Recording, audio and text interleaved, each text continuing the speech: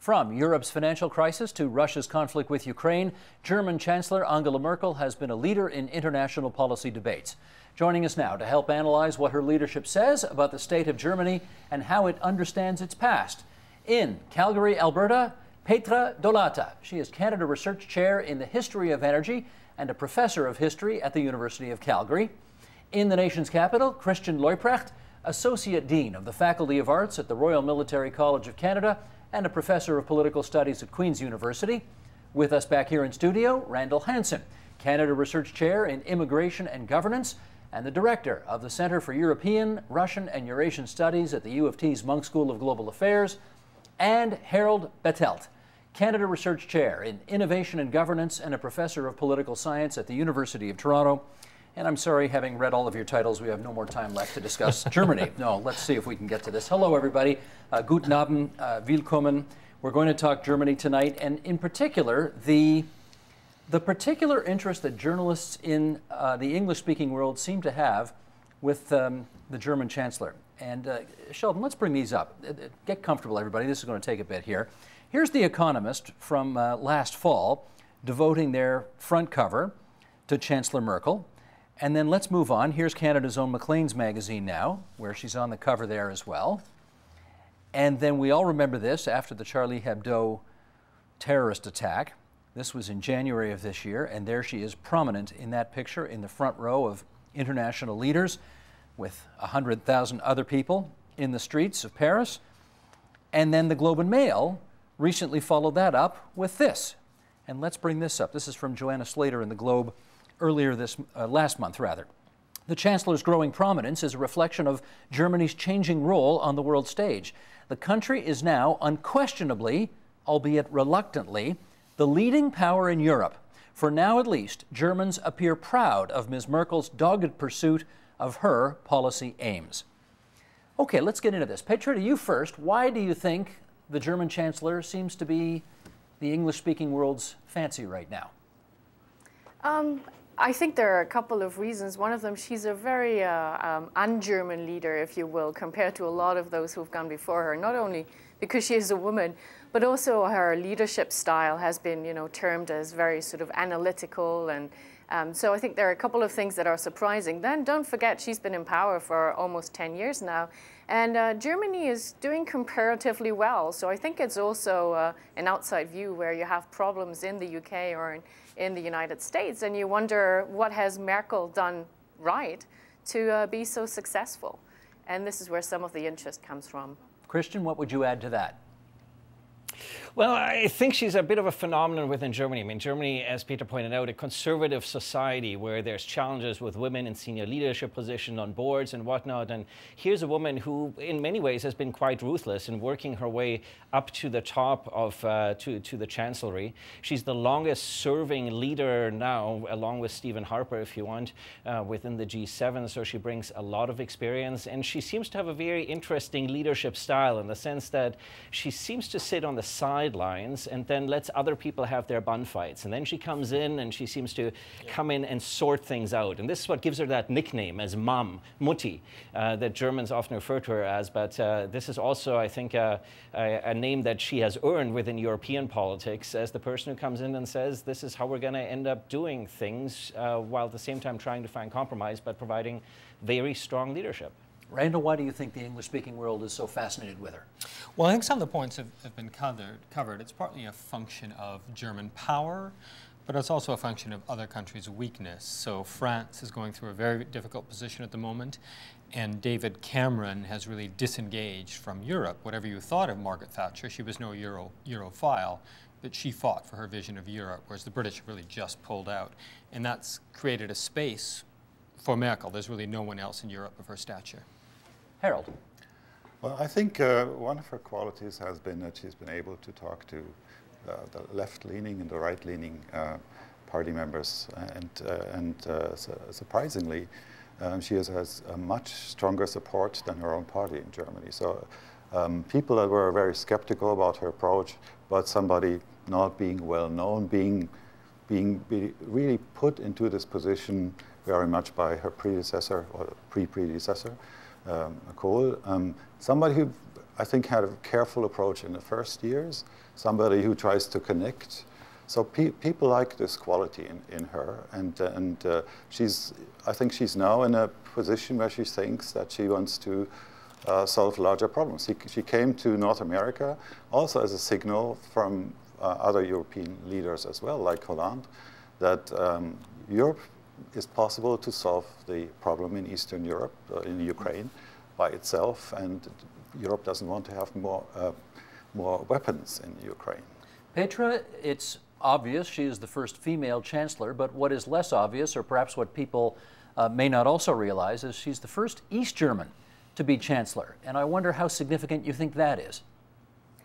I think it is part of the story, but again, she's that very sort of unlikely East German. So I think she was born in West Germany in Hamburg, but then her father, who was a minister, moved to East Germany. And there are a number of interviews with people along her way there that were always asking, you know, why was she not more engaged in any of the protest or all this? But I think that's part of her story. She's also very much a scientist. So she's someone who observes for a very long time, as Christian said, and then makes her decisions. But of course, she is someone that made her career because she was there at the right time.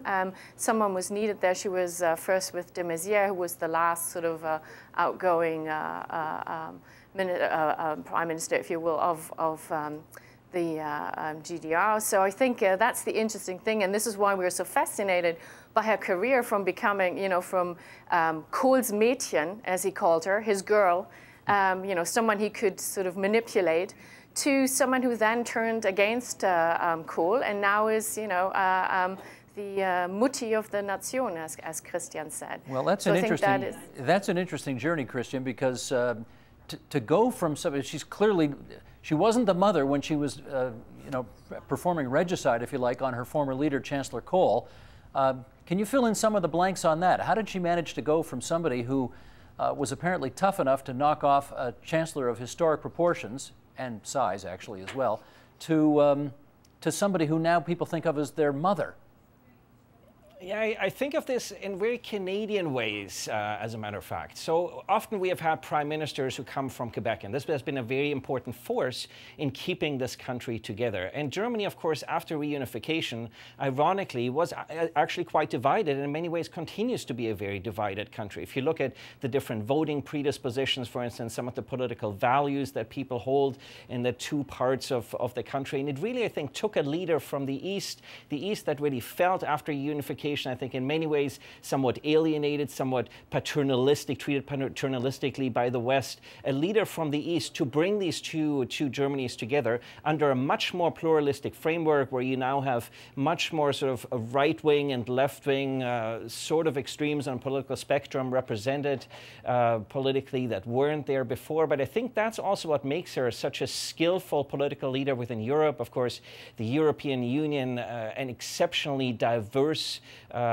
group of countries to try to govern, with all these different political cultures and languages and interests, having to do this among 16 states, doing this among the European Union, but also then I think gives her the skill set to do this at the international level and trying to bring together, finding common ground among extremely opposite and divergent interests, such as those, for instance, between the Ukraine and Russia. Randall? And she's a brilliant Machiavellian. I mean, it's been implicit in what's been said. And what you said, she has a capacity to cut down her enemies, not simply Kohl, also Koch in Hesse and Friedrich Merz, and at the same time present this image to the outside world as a sort of reasonable centrist. In a sense, she's both. And many successful politicians like Charles de Gaulle in France have played the same game. Apparently quite popular outside of Germany. How about domestically? Is she as popular within her own country? Yes, if there was a direct election of the chancellor, she would have probably a 75% vote on her side, even after such a long time period. So that's quite unusual. I think Kohl would have been much, not even close to that length of time chancellor if they had no reunification. So people who would usually vote for other parties, a large number in fact, would vote for her directly, very clearly. And that's that particular combination of an absence of charisma. Germans are suspicious, for obvious historical reasons, of overly charismatic politicians, and competence. And non-Germans don't understand this. If you want to pay someone a great compliment in Germany, here we would say awesome. There they'll say competent. There's no greater compliment than being competent. And she is competent. And she's given that impression in foreign policy and above all in the Eurozone crisis. And please, Christian. Go ahead, Christian. If you think about also the electoral map, reinforcing her legitimacy, Germany has this two-tiered electoral system where you essentially have half the seats on proportional representation, half the seats as direct mandates. And the Conservatives, under Merkel in particular, have done exceptionally well on the direct mandates. So she has a lot of direct legitimacy with those constituencies. And I think this is very reinforcing for her ability to bring together divided interests, at least within Germany, and provide a very strong leadership. So it very much reinforces what has been said in terms of the confidence and credibility that people have in her leadership. Petra, let me ask you about her relationship with Vladimir Putin, because as we know, Putin's relationship with everybody else in the world is terrible. I think he's spoken with President Obama 3 times. He's spoken with Chancellor Merkel 35 times. And I gather that they can speak each other's language, right? She grew up in the east of Germany, so she knows Russian. He's a former spy, so he knows German. Why do you think, or how is it that she has found herself now propelled to take the lead on the Russia file? Yeah, I mean, you're quite right. She won a couple of prizes, I think, for her Russian abilities when attending school in the GDR. And Putin, who actually speaks better German than she does Russian, so it's a lot easier for them to talk. I think, though, it has gone through a bit of a development. So we always still cite the fact that they talk a lot, that I think Angela Merkel, she's very good in understanding and analyzing why certain politicians would react in certain ways. And she has done that for Putin. I think she understands where he's coming from, where this discussion on Russian grandeur comes from.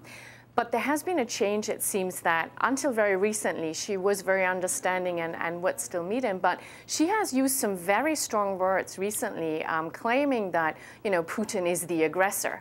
So interestingly, after all that coverage of her in The New Yorker and The Economist and all this, as someone who's waiting along the side and then coming out, in the last couple of months, she has been very outspoken, whether it was against the anti-Muslim Pegida, where she said, Islam is a part of Germany, or when it comes to Putin. So first, I do think there has been quite a development there. But generally, there are a lot of economic interests. There's a lot of integrated business interests that we have in Germany. So it's not just Merkel having her very specific individual understanding, but I think there are a lot of interests in Germany that rather want to see a sort of diplomacy and not weapons coming in, say, from North America. Randall, any theories as to why she has felt emboldened lately to be certainly more blunt in calling Putin the aggressor when it comes to Ukraine?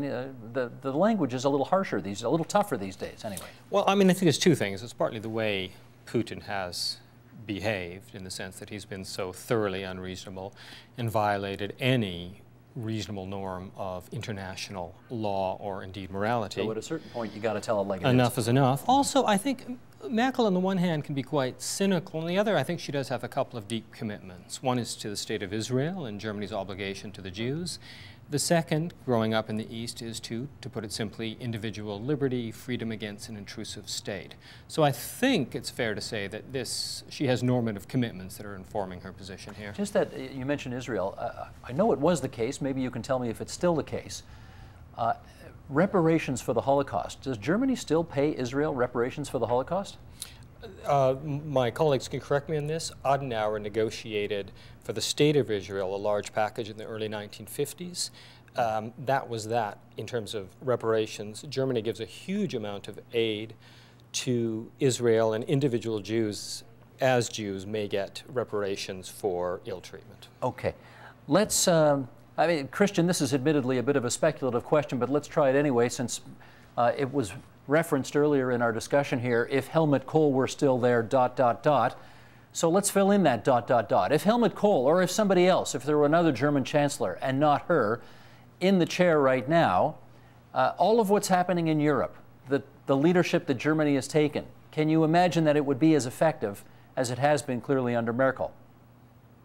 I think that's a good question. I mean, if you look just, for instance, at the example of Russia, I think really this approach with the Russians of détente, rapprochement really goes back to Willy Brandt. And when you live that close to Moscow, Germany had decided early on that we need to have a conversation with the Russians, no matter how difficult that might be. Initially, the Soviets, and that strategy paid off if you look at the strategy. I mean, if you look at the end of the Cold War, it was you had to be patient. It took 20 years. And I think in the same way, Germany takes a bit of a longer game view of these relationships, that every now and then it's just going to be difficult to live with the Russians, but that doesn't mean that antagonizing them is the best way forward, that we need to keep talking. And I think so there's certainly a precedent in that regard. I think there's also a broader strategy by Germany that really dates back to the origins of the alliance between France and Germany after World War II, and that eventually becomes sort of the European Economic Zone and the European Union,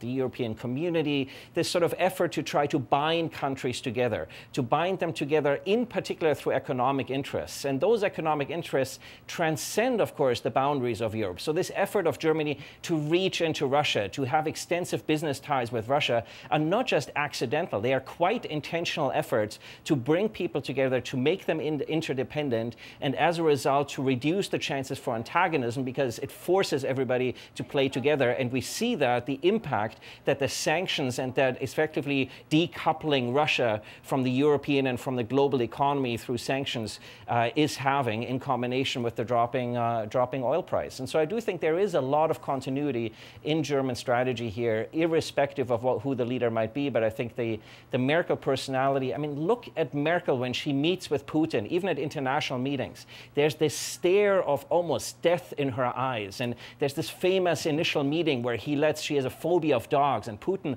lets a dog loose on her. And I think that is something that she has never quite forgiven him, and she knows that this is somebody you have to take very, very seriously and face head on, that this is not somebody you can just kind of negotiate with lightly. Harold, would you add to that? Yes, I would like to. I think I really would like to add to Christian's comments, because this seems to be so typical for the German system, for the German semi-sovereign state, as it was What's called. typical? The continuity and ongoing discussions that happens very systematically between employers and unions, but it happens also because Angela Merkel has realized that you need to continue communication discussions with Putin and with Russia. And as you see, you mentioned yourself that Obama doesn't really have much contact, direct contact with Putin. I think Russia is in such a powerful position. So even if you're skeptical and critical of Putin, you cannot stop this discussion. You do not want to go back to the Cold War period. I think Hollande and Merkel are very strongly, and that's why they start strongly interested in pushing this, because they want to in any case avoid the continuation of conflicts. And even if that means to compromise on maybe other beliefs and criticism, this is such an important approach, I think. Petra, you wanted to get in on that? Well, and don't forget about the energy part of the story. You know, we have an Energiewende program in Germany, but a lot of it is also based on being able to import a lot of natural gas from Russia, and this is entangled down with business interests, and so you know there are a lot of things that play into this, which are very much realpolitik as well. And I think also there's a bit of a trust in the business community where there's there's reference to back to the 1980s when we even during the Cold War could rely on gas supplies from Russia. So I think don't underestimate that part of it as well. Petra, while you have the floor, we haven't really nailed down, I think, what her political ideology is. I know that her party technically, I guess, is a center-right party in Germany, but we've heard these references to being able to reach out across the floor as well. Is she a conservative? Is she a liberal? What do you see her as? I think if you look at a number of policies, you see it all over the board. So conservative policies, liberal policies, whether it comes to gay rights or women's rights. And I think this is where a lot of discussion takes place. So coming back to your question about would it be different if Kohl were there, I think German politics will be a lot more polarized with someone like Kohl around. And this is the thing, you may like this, especially if you're used to Congress in the United States and say, this is a country where decisions are taken, they're very analytically endorsed. But I think the problem is that's not necessarily good for democracy in Germany. So, because what happens is that people endorse Merkel without endorsing her party. A lot of things are people are no longer as political as they may have been in the 60s, 70s, and 80s.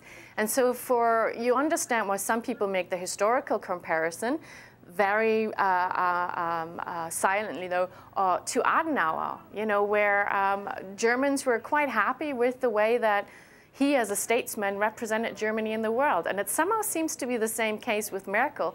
But then that means that there's a lot of depoliticization of politics going on. And so this is why you can't nail her down, I would argue. Randall, where do you put her on the political continuum? Well, I would actually put her more to the right. At least I think that's where her heart is. And if we go back to 2005, when she was first elected, she promised a radical reform of the German welfare state and the social security system. She floated the idea of a flat tax. She told the Germans the truth. This is going to be painful. We've got to make a lot of cuts. It's going to be tough. And she was almost crucified. She almost lost the election, entered with the Social Democrats. And I think that was a defining moment for her. I think then she buried her true impulses and then started to become what she is now, this classic centrist politician. Harold. Yeah, I think I would very much agree with this. So you also have to understand that the government beforehand, the Social Democratic Green government with the Green Party, which was more left-leaning, center-left leaning, in fact appeared like a more center-right government with the policies that they introduced. So she is more conservative, but she appears as being more liberal, more center-left in her policy than her predecessor, than Schröder. Okay, let's get into some conversation here about the nature of Germany's approach to foreign policy today, and you obviously can't have this conversation without reference, acknowledgement, understanding the influence of two world wars which happened in the last century, which Germany started. So let's get into this. Petra, why don't you start us on this one? How do you think Germany's war record of the past century affects how they practice foreign policy today? Well, that leads to this idea of the reluctant and regional power. I think it's very important to understand that, first of all, Germany sees itself as a power within Europe. And it can only play a safe role as somehow a regional power if it is within the European context. And this is why we will always see this emphasis on Europe.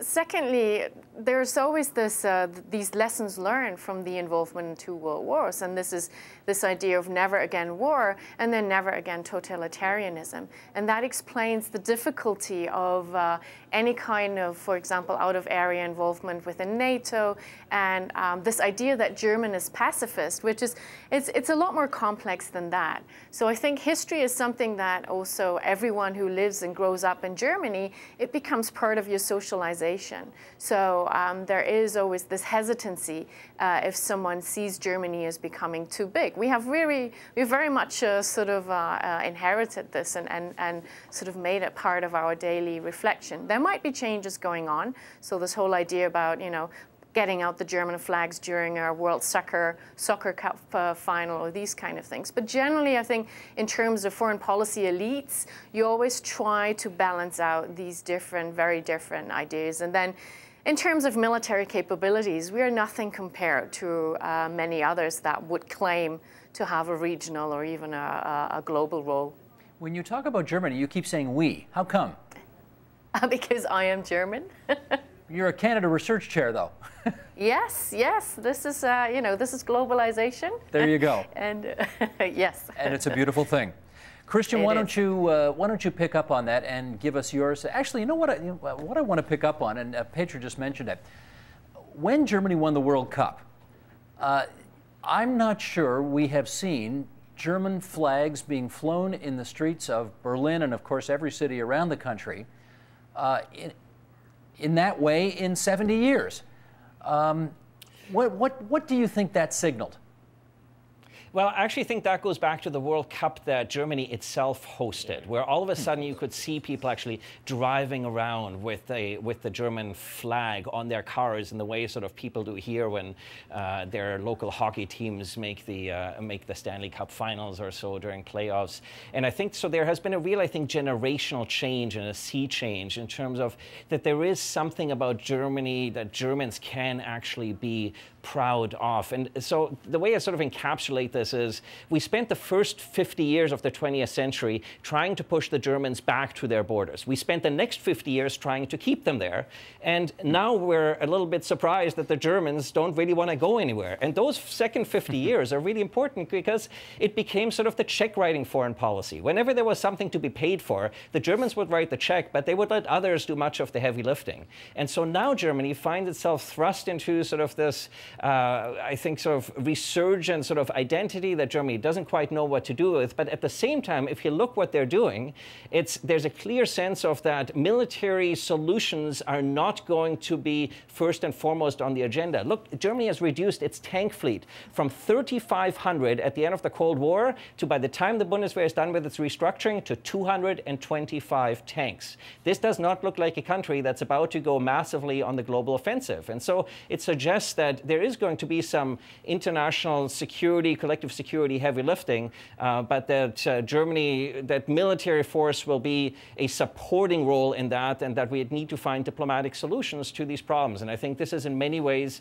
what Merkel and Merkel's policy embodies. It also means that Germany continues to benefit from this sort of dividend of, by virtue of not having to invest too heavily in defense, Germany, much like Canada, has been able to spend on its economy, on its social welfare system, on social harmony, and we see the dividends in our respective countries of that particular approach. And I think Germany sees that strategy as something that it wants to continue. Rather than investing heavily in guns, it prefers the butter side of the equation. Randall, I was reading just before the program that the Polish foreign minister was entreating Germany, was urging Germany to get more actively involved in European and world affairs. That's an astonishing turn of events in some respects, isn't it?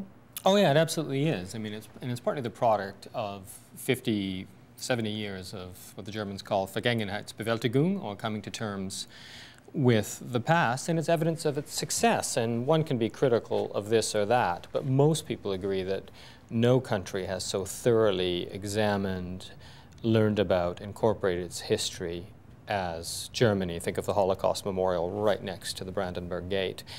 And that has opened a moral and political space for Germany. And the fact that Poland, a country utterly destroyed by the Germans, that voice can emerge from there is really quite extraordinary. Harold, how do you see it? Well, I see the element of continuity from World War II experiences, particularly in terms of, in an economic sense, of how risk is evaluated. So you have a tendency, of course, with these pictures of rain barrels of money and going to, this is a very famous picture and very famous metaphor in a way, that going to a bakery to buy bread. So that has an effect for particularly those people like a little bit older than I am, maybe. Accessing, getting closer to retirement in terms of how they view the banking system and the economy and how they spend. This is a generation of our politicians right now, most of them being a little older. You have then a generation that grew up in the post-war period, a little later, like me, growing up with a real guilt for what happened during the Third Reich. You have a younger generation now that is maybe not so much affected, but these institutional patterns, of course, they stay much longer than the origins of when they arise. That explains a lot about how Germany has reacted to the financial crisis, and also how Germany how Germany was very keen on establishing some rules to have some financial stability. Let me pick up with Petra on that. I think Harold is right. There is this image, this iconic image of people with wheelbarrows bringing money to because inflation was out of control and the financial system in the 20s and 30s was collapsing. How does the memory of all of that affect Germany's position on the Eurozone issues of today? Well, I mean, in generally, there's a lot more focus on economic issues and fiscal stability and monetary stability and all these things. So on the one hand, that does help someone like Merkel who needs to deal with this major crisis. But interestingly, what we've also seen, it took her quite a long time to actually come up with this very strong position in this. And so there's a bit of an argument going on there that she actually doesn't have a policy, or even, you know, how we try to pinpoint her as conservative or not, because she rather follows what people think. And so this is one that we can definitely see with the Euro crisis, that first of all, it took her quite a long time before she came up with a strong position. And then that position wasn't really well translated to the German public. And so I think there's a certain generation that grew up with endorsing this idea that Germany's is best found within Europe. So even if it costs something, European integration is something that you have to support. But now we have a new generation that has very different outlooks, is not being engaged, you know, very much in that kind of transatlantic and European socialization. And I think this is what we see at the moment. We have an alternative party, the Alternative for Germany, which is very much anti-Europe and anti-Euro. So I think this is something where at the moment we might be very much at a transitional phase as well, which has to do probably also with the generational change. Petra, let me ask you, in addition to that, you know, the whole issue about whether Greece is going to be in or out, or they're going to keep the euro or they're not. Some of the demonstrations have been pretty tense in Greece, and there have been, you know, there have been people carrying signs with swastikas, and there have been people calling the Germans and Merkel, you know, Nazi this and Nazi that again. I mean, you're German. How do you react to all that? Well, I lived in the UK, so I think I'm, you know, you sort of harden up a bit in terms of the suspicions that exist elsewhere or outside of Germany. I think as a German who has been very much socialized through this sort of process of guilt and all this, which I really endorse, is you just understand where people come from. It becomes something that, you know, helps them to sort of put people in boxes. I think it's what hasn't happened, though, is that politicians everywhere address this and really try and say, you know, yes, there's a history, but we need to go beyond these easy black and white stories. And you may remember we have the same in the Ukraine crisis, right, where we have a lot of discussion from the Russian side that these are fascists, and not surprisingly, Germany would have a certain role. So I think this is how you would react as a German to these kind of, sometimes it's disappointing, but I think one can understand.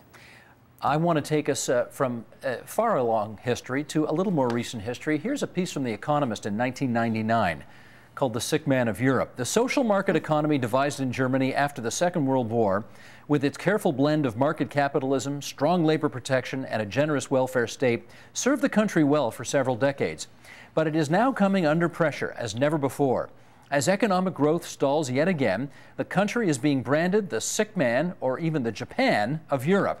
This is inevitably casting a cloud over Europe's single currency, the euro. When Germany sneezes, its neighbors feel a chill. Thus, the biggest economic problem for Europe today is how to revive the German economy. Harold, that sick man of Europe thing didn't last very long, did it? Germany's #1 again. Well, everybody has forgotten this, it seems. So people don't remember this. That's only 15 years ago. That this was written? That this was written. In 2000, since 2000. In 2006, this was also the case.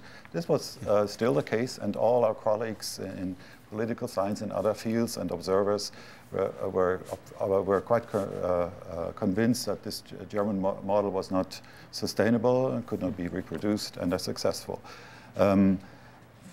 this changed drastically with the financial crisis, really, and parallel with the reduction of unemployment in Germany. So a lot of people would suggest that indeed the reforms by Schröder contributed substantially to more employment and the problems associated with lack of immigration and lack of prospects that existed before. Germany, the very mechanisms of the German system that were criticized so heavily, all of a sudden were celebrated as being so successful, even though not really, I think, fundamentally things have changed in that direction. Well, because they made it possible to impose loss, and that was Agenda 2010, to reduce welfare costs, to reduce labor costs, to encourage people into work, and to restore competitiveness. And I disagree slightly that the labor market actually turned around by 2006, 2007. Unemployment was already coming down before the financial crisis. And that enabled really the completely. Then this relatively smooth. From a risk-averse general positions in trying to avoid really more dangerous and more risky investments, up to a continuity on the labor market and in capital labor relations in firms that even extended throughout crisis periods where firms tried to stick with their long-term labor force. And otherwise, they had gone through a period of globalization and had developed a structure that was much more healthy and economically strong. But let me ask you, Randall, the stereotype we have of Germany is that it is a very unionized, very well-paid workforce, which rarely goes on strike. They seem to have more labor peace than a lot of other places in the world. Is that accurate? Well, that is accurate, but they have very different unions. Our unions are combative and see themselves in an adversarial relationship with employers. In Germany, you have co-determination in companies of a certain size, actually workers represented on the company board, unimaginable here. And unions with whom you can speak. You can say, we're going through a tough period, we want you to keep your jobs, but you've got to work longer hours, take a small pay cut, and the company will get through this. This is a radically different union structure from what we have in North America. Christian, if Germany has been a kind of reluctant leader because of all of the history that we've discussed, why do you think they are appearing to certainly step up more as it relates to issues around the Eurozone, issues around Russia, issues around Ukraine? What's propelling that? Well, inherently, there's, of course, sort of the realist sort of argument that it's in Germany's interest to do so, but we need to ask why. And in many ways, Germany is very similar to Canada. Much of its wealth depends on trade. And inherently, when you have instability, that's bad for trade, and whatever is bad for trade is bad for national prosperity. So Germany, like Canada, has an inherent interest in regional stability, in international stability, and in contributing to that. But unlike the Americans, that, of course, also try to play in a very substantial way in this game, the Germans play at a much sort of lower and more quiet, more subtle sort of level. And you can see this in everything from the Iran negotiations, which the Germans were very instrumental in getting off the ground. You see this in the way Germany plays with regards to trying to keep some channels open with North Korea. You see it in the Israeli-Palestinian conflict, where a lot of the prisoner exchanges actually end up happening as a result of contacts that German intelligence and that German diplomats have on the ground. So Germany tries to play quietly, and then I think the Chancellor steps up when there really is no other sort of viable way forward. And this is what we've seen with Ukraine, as sort of Obama stepped back with his sort of what I call the leading from behind doctrine, and basically disengaging in many ways from Europe and saying to Europe, this is sort of your problem, we've got enough other problems on our hands. That's when Germany then, I think, reluctantly steps up and shows some leadership. But there's one other dimension, I think, that I want to highlight.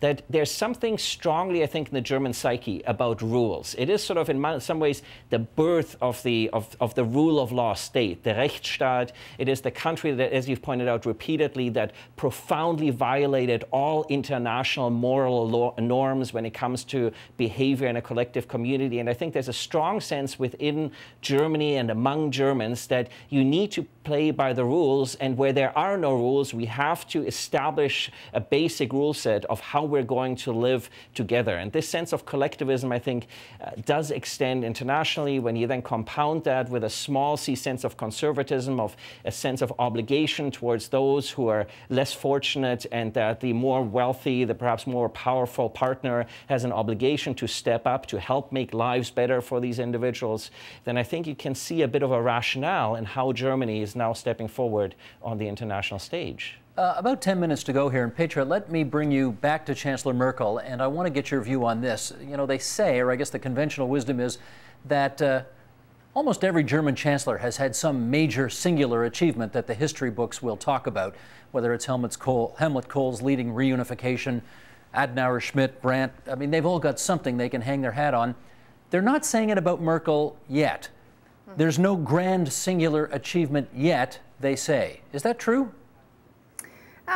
Well, it depends on what is important for you. So I think, and it's not surprising, because if you lack a vision, as I think it's fair to say she does, or at least she doesn't make it open, then it's kind of difficult to say where the achievements lie. But I'm pretty sure that actually the historians, in retrospect, will find out that a lot of things have been decided rather quietly that really made a difference. So it could be in terms of the Euro crisis. I think it could also be domestically in a number of issues. Maybe the Energiewende, maybe the idea to decommission nuclear power. So I think it's one of those, I think a comparison was made as well with the Eisenhower administration. And it's interesting how, you know, in the immediate aftermath of the Eisenhower administration, I don't think anyone was very, you know, supportive of him. But nowadays, you look at the approval ratings of US presidents, and Eisenhower is very high up there. I wouldn't be surprised if Merkel would be kind of the German equivalent to that. But this is something that is definitely in retrospect. I don't think there's an understanding of her major achievements at the moment. Well, when you consider the Eisenhower years, the word a lot of people use is snoozy. Is that what they're going to be saying 25 years from now about this time in German history? I mean, as I said, I do see how some of my colleagues have a point who say that we really are in more and more depoliticizing. People are they're supporting single issue parties. They're more worried about certain things, but they're not really politically engaged, and hence this might be an era where it's, you know, it's easy to support Merkel and to be a German. And so snoozy may be not necessarily the right word here. Gotcha. Let me read one word from, I think somebody referenced the George Packer piece in the New Yorker magazine that came out in December of last year. One of the lines in the piece that caught our attention was this one: on a continent where fear of Germany is hardly dead, Merkel's air of ordinariness makes a resurgent Germany seem less threatening. Let's see, Randall, what do you, how do you gauge the level of fear of Germany in Europe today? Well, I mean, it's generational, clearly. And all things being equal, the older the person, the more likely they are to have memories of World War II and to be haunted by them. I think Packer's actually wrong on this, because for that argument to work, there would have had to have been chancellors who were aggressive towards fellow Europeans. Kohl, Schmidt, Adenauer, Brandt. None of them was. I mean, this is standard fare for German chancellors. I think what we've seen has been a generational shift and fear of Germany, because of how much time has passed and what Germany has done in the meantime, is simply lower than it was. Though, as was pointing out, it's certainly good politics sometimes to bring out the swastika, as some in Greece are doing. Harold, do you think her style of leadership has enabled other Europeans to feel less fearful of Germany? Definitely. It's a point of continuity. I would agree with everybody here on this. So I think there's particularly close partnership between France and Germany. It has grown in the post-war period.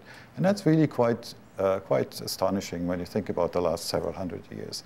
It's very strong and has been also very strongly supported by exchanges already with kids. So there's really no, there's a close feeling of solidarity, but also beyond. So I would think, of course, there are lots of economic reasons behind the EU and how the EU has developed, but I think in the very first place, it's this wish of no more war in Europe. And you showed before this actually staged demonstration with all the leaders, because this was in a zone that was widely even the Paris one? Yeah, Charlie Hebdo? Charlie Hebdo. I mean, those two were arm in arm in the center of the picture. In a way, they both, with different leaders, different leaders from different parties right now, I mean, very, very strongly different, but also earlier.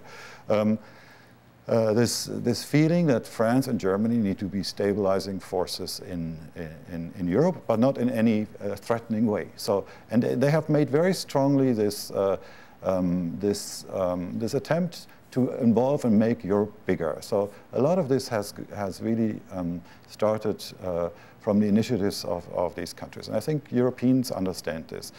You said earlier, what do you feel in seeing all these protests and these Nazi comparisons? I think I dislike them in any country, but you see this in any countries, and you see also Germans. I mean, even politicians are very rude when they talk about Greece or other countries. So I think you cannot take that personally, because you never have 100% of people being behind this. Sure. Where are you born?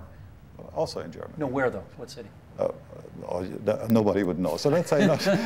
It's a very small village, 8,000 people, about 2 hours north of Frankfurt. 2 hours north of it, so in the north of the country? No, it's in the center, right? In the center, okay. Yeah. And you obviously, I mean, presumably you blanch when you see the people carrying swastikas in other countries outside Germany for the purposes of making a point. I mean, you can't like that, I assume. No, well, as a German from my generation, you're used to this, so you know. You're accustomed to it.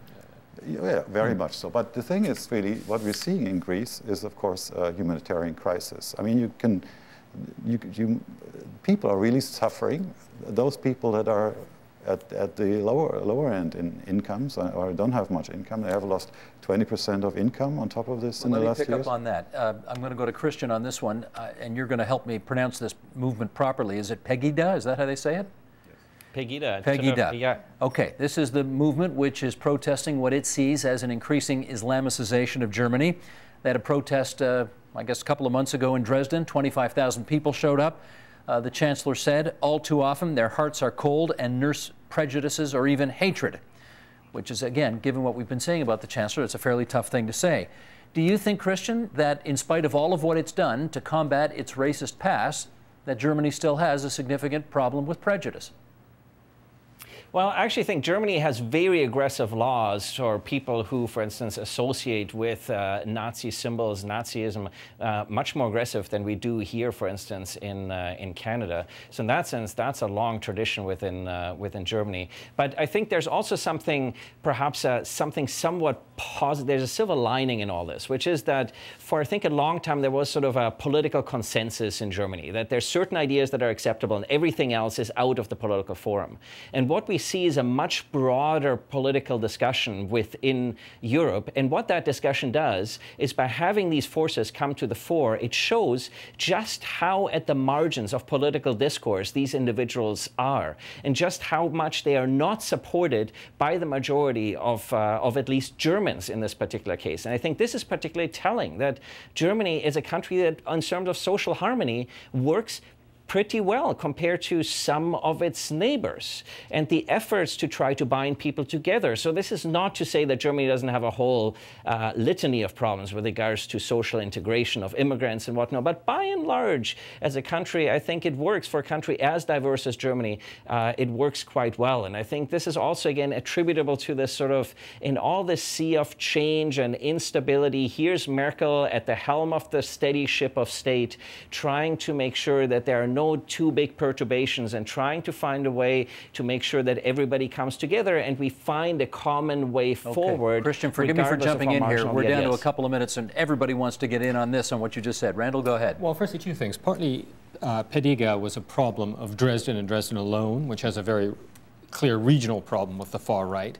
That said, what the opinion polls do show is that there is more suspicion among Germans of Muslims than there is among the French or the British. And that has something to do with gender equality, which is taken seriously, histories of extremism, but there is a problem of Islamophobia in Germany, and that needs to be confronted. Petra, would you agree? I would agree entirely, and I think this is what we see in Germany, that compared to the UK or France, that there is much less acceptance of this. And I mean, you have to remember, Merkel, she's heading a party that's called the Christian Democratic Union. Mm-hmm. And to understand some of this in Germany, you still need to understand that there's a lot of discussion on, you know, how Christian Germany or Europe should be. I'm just reminded when we had these big discussions on whether Turkey should join the EU, you know, it's especially Germany that has been sort of very sort of against this in terms of civil society. There are a lot of people who really engage in this discussion. Mm-hmm. So I see that this is something that is indeed very widespread. Of course, it doesn't necessarily mean that it will translate into specific party politics. And I think I would say it's always a problem when you have a grand coalition, because then if you have something that you want to say on the side, you will go with these new and emerging parties. But for me, it was good to see that there were a lot of anti-Pegida demonstrations, a lot of young people that very quickly also put a damper onto this movement. Harold, I'll have to get your opinion on this next time you're here, because we're plumb out of time. Can I thank Petra Dolata, the fabulierend, as her Twitter handle suggests, the teller of stories. On the line from the University of Calgary, Petra, thanks for being out west for us today. Christian Leuprecht from the Royal Military College of Canada, he's in the nation's capital today. And here in our Toronto studios, Randall Hansen from the U of T and Harold Batzelt, also from the U of T. Dankeschön, everybody. Support Ontario's public television. Donate at tvo.org.